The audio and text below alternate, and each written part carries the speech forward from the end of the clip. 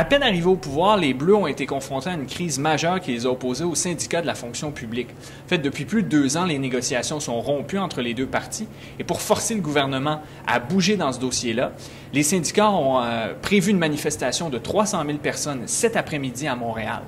Pourtant, le gouvernement, en conférence de presse, ne semblait pas très inquiété par la situation.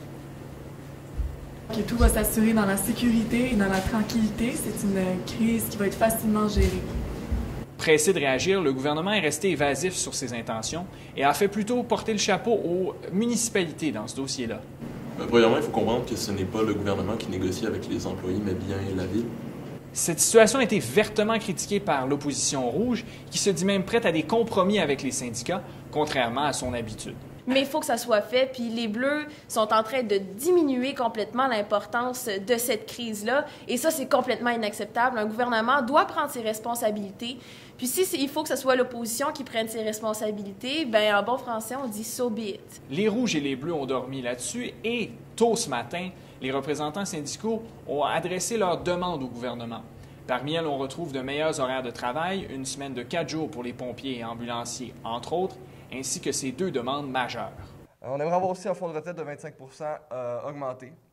Ça aussi, c'est non négociable pour nous. On en a discuté longtemps là, avec tous nos syndicats, puis ça n'a pas de sens. Et aussi, une dernière chose, une hausse des salaires de 30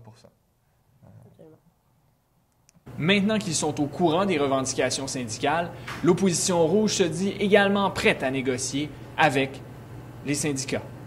Si, personnellement, moi, si je vois que les demandes sont raisonnables, si je vois que les demandes sont posées, claires et qui sont financièrement sensées, moi, je suis prête à me ranger du côté des travailleurs en tout temps.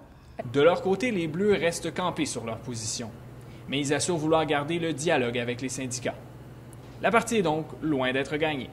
Simon Lancereau pour InfoPay.